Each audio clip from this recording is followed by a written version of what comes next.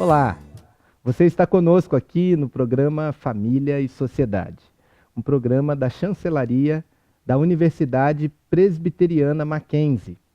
Esse programa é produzido pela capelania do campus Campinas, ou como nós chamamos aqui, o Mackenzie Campinas.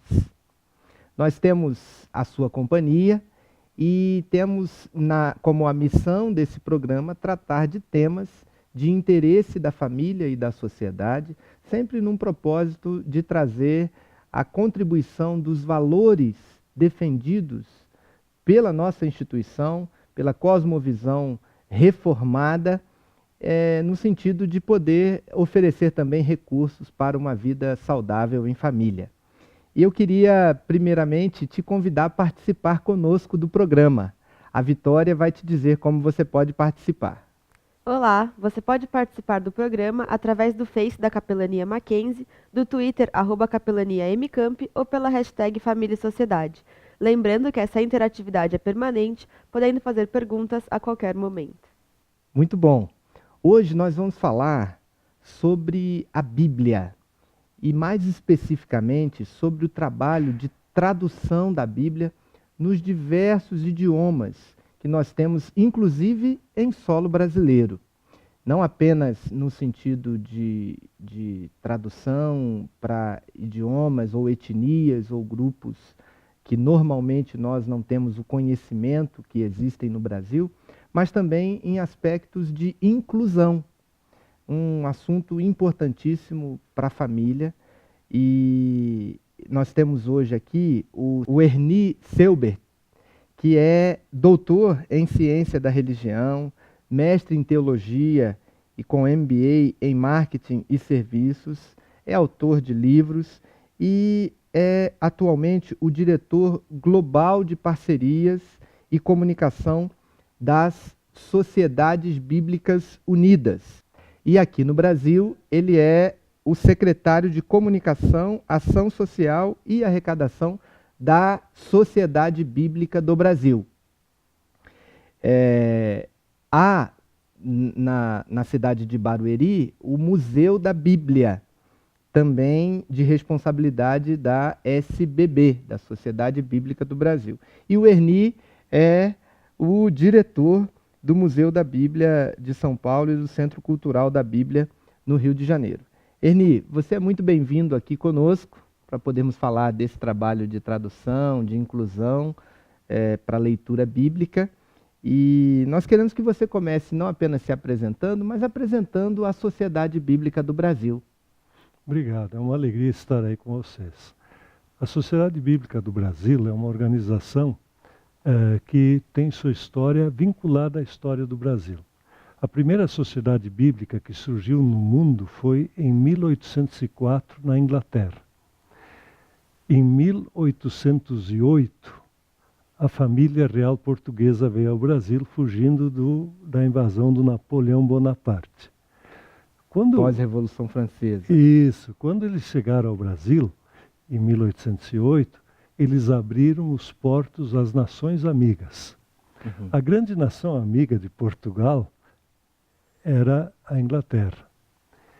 A Sociedade Bíblica Britânica, que teve conhecimento desse fato, preparou um Novo Testamento em português. E esse Novo Testamento chegou português aqui... de Portugal ou já Na português? época era português de Portugal, era uma coisa okay. só. Já era Almeida. Tá. Já era Almeida, já né? Já era Almeida. E isso chegou aqui no Brasil em 1809, porque naquele tempo ia tudo de barco, não tinha internet. Veja como está vinculada a história do Brasil à história da Bíblia no Brasil também. E a Sociedade Bíblica do Brasil, a Sociedade Britânica começou um trabalho aqui nesse tempo, depois a Sociedade Bíblica Americana também teve um trabalho no Brasil, e elas se uniram e entregaram isso aos brasileiros no ano de 1948, quando foi fundada a Sociedade Bíblica do Brasil. De Olha, lá foi para cá, fundada no pós-guerra, No praticamente pós-guerra. não ainda pós-guerra, mas durante a Segunda Grande Guerra. exatamente, o movimento de união dessas duas para entrega ao povo brasileiro foi durante o período da guerra. Uhum. E aí, dali para frente, foi a grande agência de distribuição da Bíblia e continua sendo no Brasil. Hoje, a Sociedade Bíblica do Brasil distribui entre 7 e 8 milhões de Bíblias completas ao ano em território brasileiro. É um livro, 7 e 8 milhões de Bíblias. é o livro mais distribuído aqui no Brasil. E interessante que a Sociedade Bíblica do Brasil se concretiza no Brasil nesse momento de guerra, nesse momento de quase que convulsão mundial, e a importância do texto bíblico num ambiente como esse, né, Erni? A Bíblia, no pós-guerra, ela exerceu um papel muito importante, não só aqui no Brasil. As sociedades bíblicas que já haviam resolveram se unir para trazer esperança ao mundo. As Sociedades Bíblicas Unidas começaram em 46 também. E os líderes do movimento viam a Europa destruída, o mundo conflagrado, e disseram o que pode trazer esperança a esse mundo. E a palavra de Deus exerceu o papel. E há uma confluência histórica, porque em 1948 é promulgado a Declaração Universal dos Direitos Humanos. Né? Exato. Então, também como uma resposta à atrocidade da guerra, né? Uma resposta ao homem querer dominar o mundo e ocupar o lugar que não deveria ocupar, que é o lugar de Deus. E junto com isso o texto bíblico chega em solo brasileiro. Né? Sobre tradução, é importante o telespectador saber. Eu queria que você falasse um pouco sobre a tradução principal que a gente tem da Bíblia em português, que é a João Ferreira de Almeida. Como é que aconteceu essa tradução, de quando ela como é que ela chega até nós? O João Ferreira de Almeida era português. Ele nasceu em Portugal e ele teve uma conversão ao movimento evangélico, à Igreja Reformada. Ele foi para a Holanda e depois ele foi enviado para a Ásia como missionário. Por que ele foi enviado para a Ásia? Porque o português era a língua franca em muitos lugares. Havia a Companhia das Índias Ocidentais, que era portuguesa, e assim como o inglês hoje faz um papel muito importante no comércio, naquele tempo o português em muitas áreas era a língua franca. E ele lá como missionário sentiu falta, no caminho, inclusive para lá, sentiu falta da Bíblia na língua portuguesa. Havia algumas traduções, mas elas não estavam disponíveis. E ele então começou a trabalhar nessa tradução, e essa tradução teve a maior aceitação. Hoje, o livro mais publicado em língua portuguesa no mundo inteiro não são os Lusíadas de Camões, mas é a Bíblia na tradução de João Ferreira de Almeida. Bom, você já viu que nós vamos ter assunto aqui muito interessante para podermos discutir no nosso programa. Eu aguardo você no próximo bloco para a gente continuar falando agora especificamente sobre o projeto de inclusão, né? Nós vamos apresentar aqui um material que você certamente vai se impressionar. Até já, eu aguardo você no programa Família e Sociedade.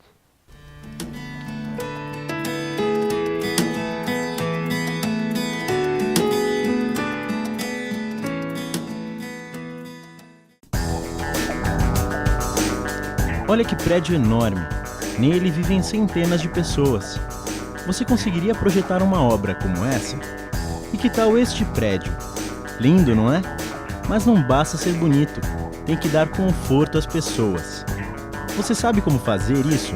Casas, prédios, para você morar ou trabalhar neles, eles precisam ser projetados.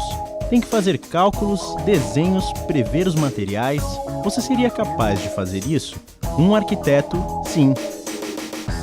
Em um curso de arquitetura, você tem aulas de sistemas construtivos, paisagismo, conforto ambiental, estética e muitas outras. Você aprende a unir criatividade e ciência para melhorar a vida das pessoas. Mackenzie.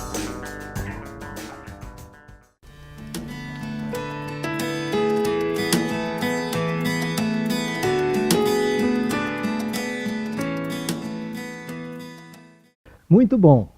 Então nós vamos continuar a nossa conversa com o Erni, da Sociedade Bíblica do Brasil. E eu quero dizer para o telespectador que a SBB tem atualmente 2 projetos muito importantes relacionados a pessoas com necessidades especiais, visual ou auditiva. Eu queria que o Ernie falasse um pouco especificamente sobre esses 2 projetos e a importância deles. Isso. A Bíblia é uma palavra de Deus para todos. No final dos anos 90, há 20 anos atrás, mais ou menos, uma moça cega aqui de São Paulo, ela começou, no bom sentido, a incomodar o diretor da Sociedade Bíblica, pedindo: como é que é isso, que todo mundo tem acesso à Bíblia e nós cegos não temos? Até hoje não existe uma Bíblia em braille para a gente.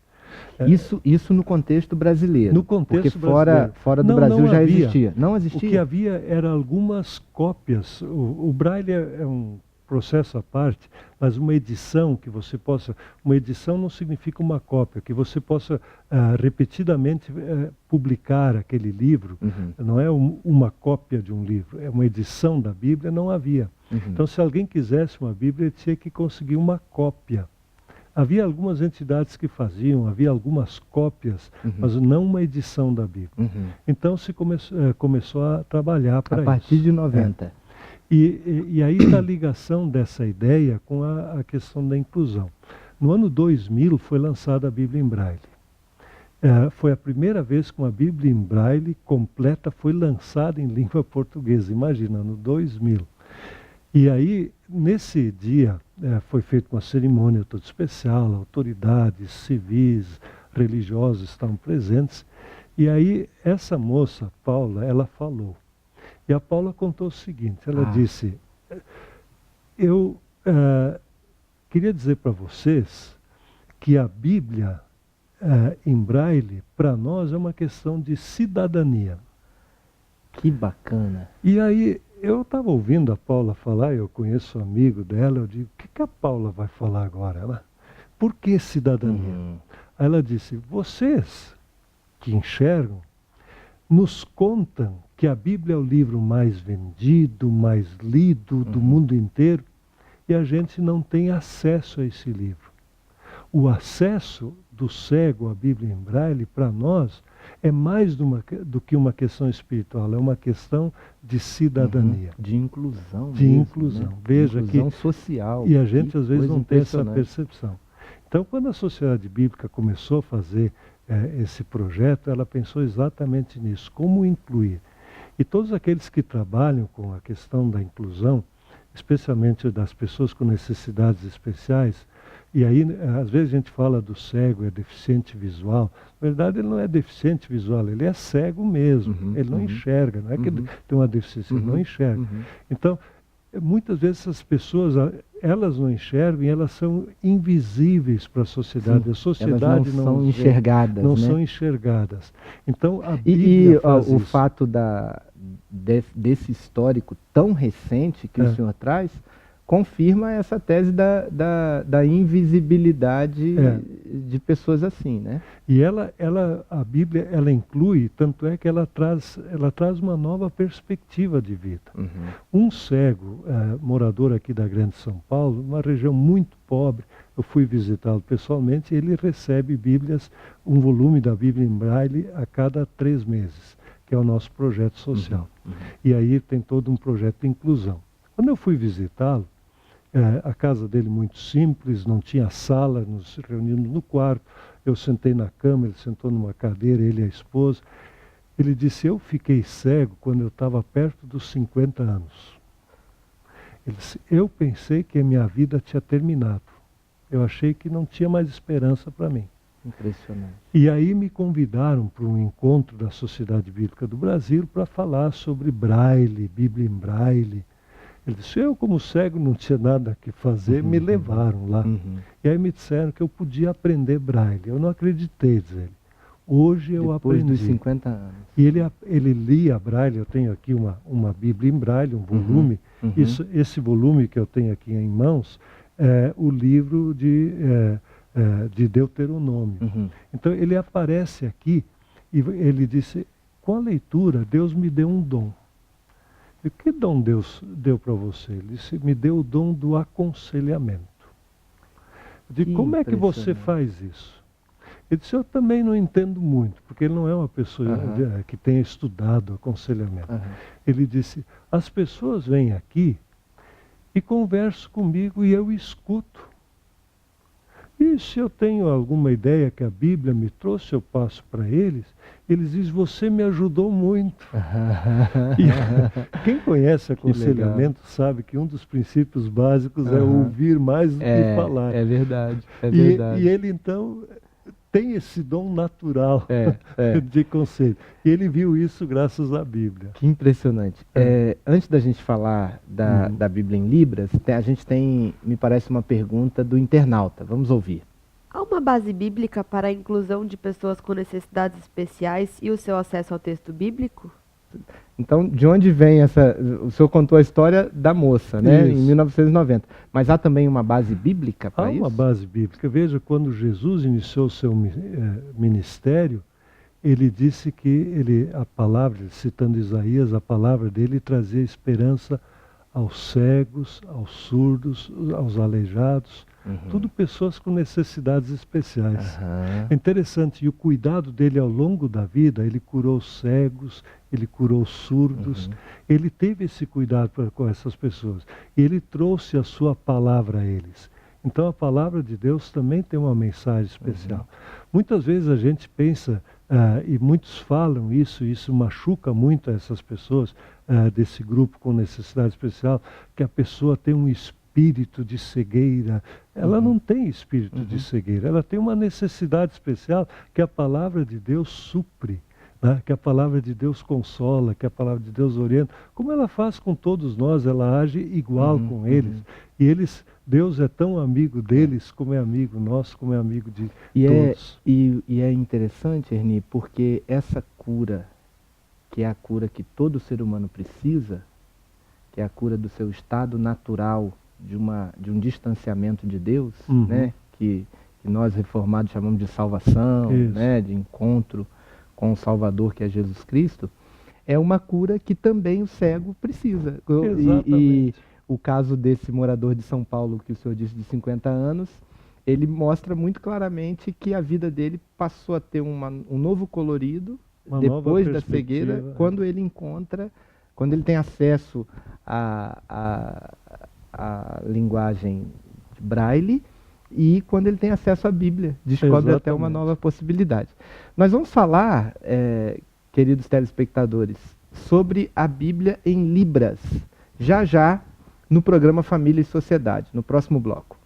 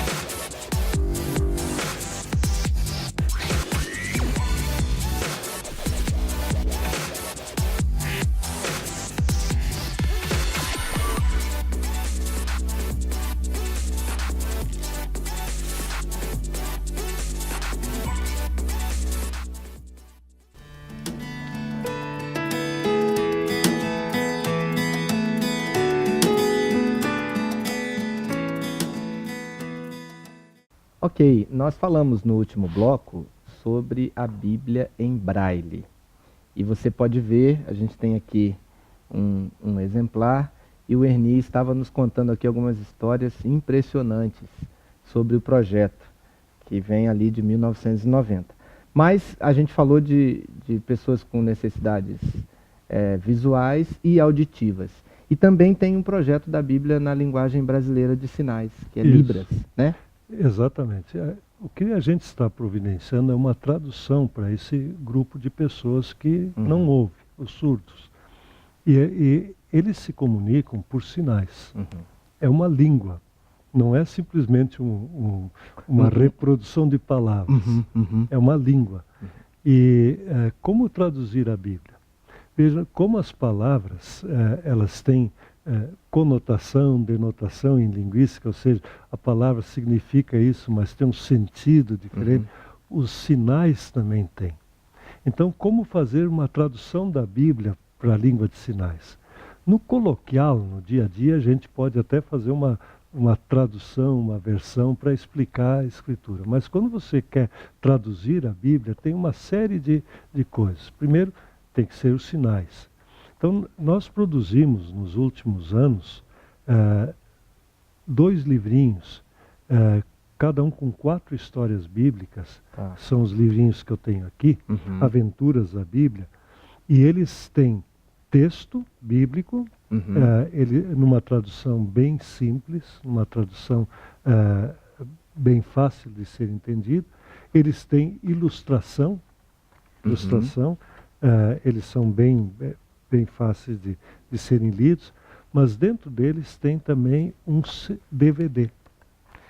E esse DVD, ele procura, ali tem interpretação de sinais. Um dos segredos do mundo da tradução que hoje se sabe é que quando você quer fazer uma boa tradução, você tem que perguntar para o público-alvo como é uma tradução boa para eles. Não é um especialista que diz é assim a tradução. É o ouvinte que tem que entender corretamente. Quando perguntamos como deveria ser o DVD, onde de fato está a língua de sinais, para a comunidade surda, eles deram uma dica muito curiosa. Eles disseram que o DVD deles não deveria ter áudio. Olha, que impressionante. Porque aí, nesse sentido, as pessoas que assistem com eles compreendem o drama que eles passam. Compreende o mundo deles. Ou seja, entra um pouco no mundo deles, do silêncio, e o DVD não tem nenhum tipo de áudio. Não tem nenhum tipo de áudio. Que impressionante. E a Sociedade Bíblica atendeu a essa demanda. Atendemos a essa demanda deles, que julgamos justa, correta. E aí tem algumas coisas muito interessantes que eu acho que o telespectador vai gostar de entrar nesse mundo. Veja, normalmente a gente lê um texto, a Bíblia é um livro. O texto, quando alguém vai falar, a gente põe 2 pontos, nova linha, travessão, ou põe entre aspas, e aí a gente sabe alguém está falando. Como é que a gente faz 2 pontos, nova linha, travessão ou aspas em linguagem de sinais? E aí quem está fazendo a interpretação, ele muda de posição. Agora é outro falando, agora é esse falando. Na história do Natal, por exemplo, uma consultora de tradução, ela disse, aí os pastores ouviram os anjos, os pastores ouviram os anjos, e os anjos cantaram. E aí toda a linguagem corporal. A linguagem corporal faz um efeito tremendo e transmite o que a palavra de Deus transmite a eles. Eu queria ouvir a sua opinião sobre esse programa e sobre outros que você pode acompanhar com a gente. A Vitória vai te dizer como, e ela também tem uma pergunta do internauta. Mas você pode interagir conosco também, dando a sua opinião sobre esse programa e deixando registrado lá nas mídias sociais. Vitória. Agora vamos para a última pergunta de hoje, mas antes gostaria de agradecer aos internautas que participaram. E você que ainda não participou, fique à vontade para participar nos próximos programas através das redes sociais. O internauta quer saber qual foi a experiência mais marcante depois do projeto pronto da Bíblia em Libras. Você contou algumas experiências aqui do Braille, e nesse projeto de Libras, vocês também têm alguma história que marcou? Tem. Esse projeto é muito mais recente do que o projeto Livro. O outro tem 16 anos de Bíblia, e esse tem 2, 3 anos que tem as primeiras publicações. De trabalho? Sim, são surdos que estão trabalhando com consultores de tradução nesse trabalho. Eles vão até a Sociedade Bíblica e gravam? Não, eles gravam, eles estão hoje sediados em Curitiba fazendo esse trabalho. E ali eles têm o seu trabalho e os consultores vivem ali, é um grupo dali. Mas eu acabei te cortando, você ia contar a história, né? Isso, tem histórias bonitas. Por quê? Porque o mesmo efeito que a Bíblia faz, por exemplo, na vida da gente, e a gente aprende esse efeito especialmente nas horas de angústia, nas horas mais de dor, ele produz também na vida deles, ele traz esperança.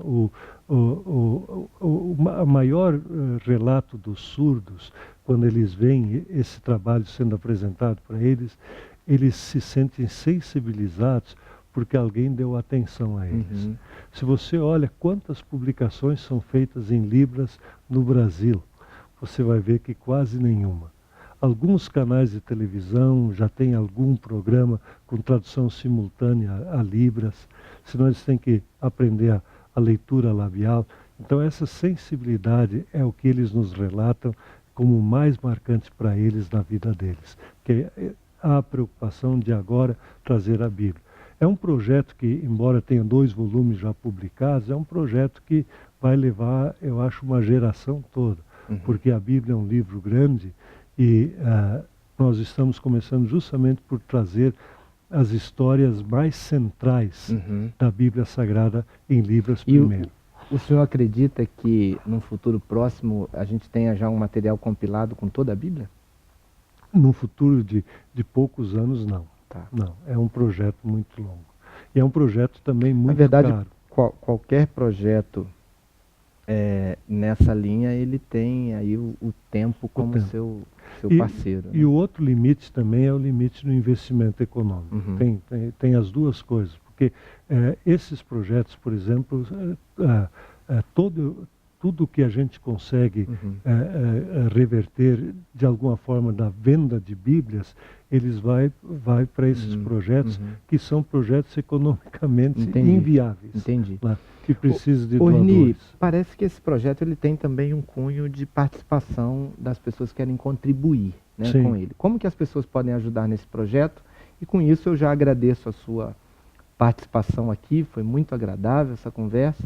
Então você pode dar uma saudação final para os telespectadores e dizer para eles como eles podem participar. Isso. Em primeiro lugar, queria dizer o projeto tanto do Braille como do Libras, ele para as pessoas que têm essa necessidade especial, os cegos e os surdos, esse material é distribuído dentro de um programa gratuitamente. A pessoa precisa se cadastrar no site da Sociedade Bíblica. Que está aí Isso, na se tela. cadastre ali e aí ela vai receber o material. A segunda coisa que eu queria dizer, quem quiser ajudar a desenvolver esse projeto e quiser participar de uma coisa tão bonita como isso que está sendo feito, pode doar. E dentro do site também, onde diz doação, participe doando, clique ali e você vai ter toda a informação sobre isso. Muito obrigado, Erni. Obrigado pela sua companhia, mas volte aqui conosco no próximo programa Família e Sociedade. Até lá!